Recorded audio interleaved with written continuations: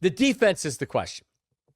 And I think it's fair not to question whether or not this defense is going to be good, but to whether lightning can strike twice. And Tim McManus, this was the headline on ESPN.com yesterday. Can lightning strike twice? Can the Eagles defense run it back? Because if there was a surprise last year for me, and really, it was probably one of the biggest surprises in my lifetime as a Philadelphia sports fan, the Eagles defense last year. I had probably said, because this is what I normally say going into a season, because they were bad the year before, can they be a top 10 defense? Can they be a top 13 defense? Now, can they create turnovers? Can they get sacks? Can they get stops? Because the Jonathan Gannon defense, where they got historical amounts of sacks, couldn't get a stop against a good quarterback. Remember, they were great against the bad quarterbacks. And then once you face an elite talent, boom, he would crush you. Jonathan Gannon bad against good quarterbacks. So, like, can they get stops? Can they get stops in big situations on third down in the fourth quarter? Or are we going to be watching the Eagles with 4 minutes to go in a game and the defense just systematically getting destroyed 10 yards at a time as the opposing team tries the field and wins the game? That did not happen last year. This defense was unbelievable. I didn't see it coming. Really dominating the story of the Super Bowl, dominating defense, dominating Pat Mahomes, dominating Andy Reid, dominating the Chiefs. But this year, and you had rookies that contributed to a lot of that, which you can't always look and say, yeah, this rookie is going to contribute at a Pro Bowl level during his rookie season. And there was 2 of them, right?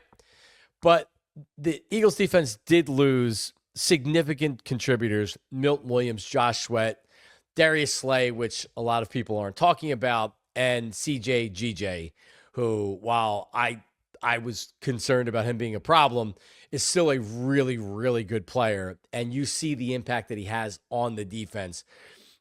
Like 3 years ago, he was excellent. 2 years ago, they were. Last year, they were excellent again. So can they run it back, and can they have an elite defense? Not just be good enough like I was looking for last year, but can they have that elite level defense? Significant turnover, losing a lot of veteran players that have been here for a while. Can they do it? Vic Fangio said this on the particular subject. He said, some of those guys, and these are the guys that he signed, in that second list have to become like those guys in the first list. And I don't know how that's going to turn out. But I look at us really basically the same 1 year to the next. The names have changed. Hopefully we'll get the same results from these new guys we got from a lot of the new guys last year. So in other words, guys got to step up.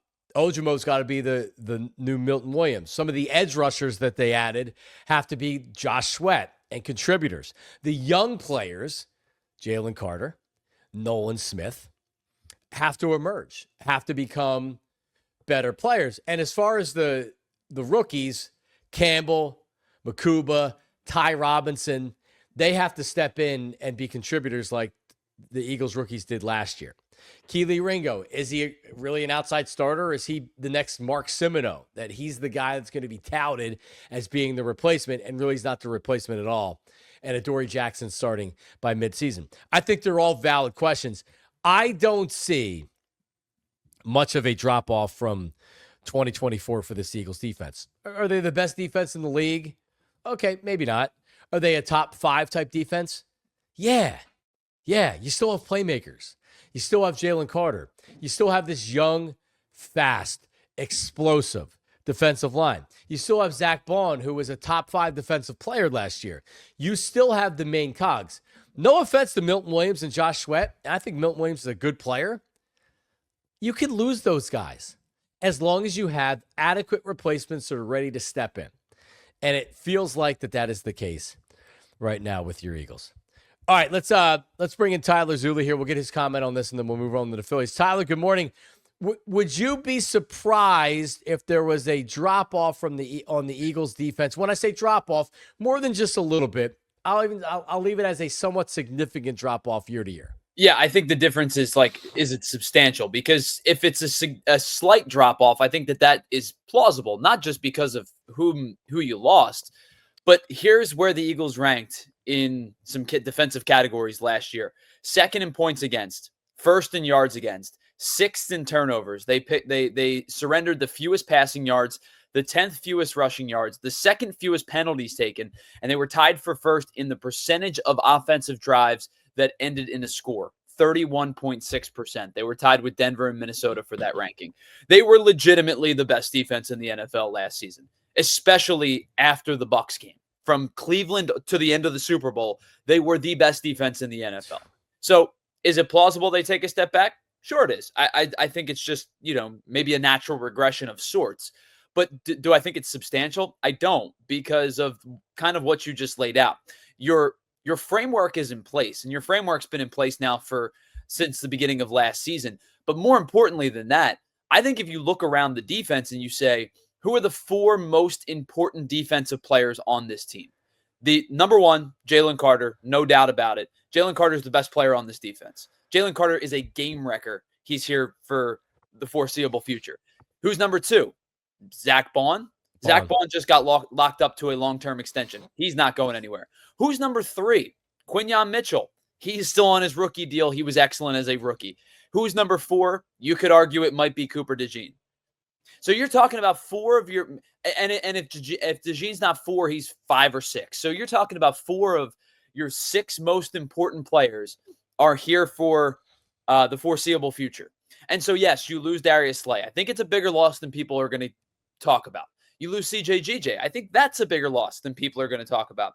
Losing Milton Williams and Josh Sweat is important, but I think if you have the ability to, as you said, kind of slide everybody up one spot, because you brought up a point and said, could the rookies be as good as the rookies last year? I am not asking that to be the case. You got 2 rookies last year defensively who are legit every down starters. I'm not asking Ty Robinson and Andrew Nakobe and Jahad Campbell when he gets healthy to be that right away. But can everybody slide up one spot? I think that's a pretty fair ask. You're not asking Jalix Hunt to go from the 4th best edge to the best edge, right? So I think it's a fair ask to ask everybody to just kind of move up in the line one spot. And when your best players are locked in fairly long term, do I think they can take a step back? Maybe, but not like you're not taking a leap back. You're taking a regression back. Right. Nolan Smith would have to be like, if you were doing top 6 on defense, Nolan Smith certainly right there. He emerged last year. I mean, Jesus, Tyler, I was saying he's a potential bust candidate after the first year. I think a lot of people were. He takes that undersized, wasn't getting to the quarterback. And that changed, right? So, like, is Keely Ringo ready? We're going to find out, right? Like, they're going to give him the first opportunity. And here's the great thing. If they don't think he's the guy in training camp, they probably have, does Howie have a backup plan right now? Does he have some names that they could bring in? I don't know. But they know what Ringo looks like. Vic Fangio knows what Ringo looks like.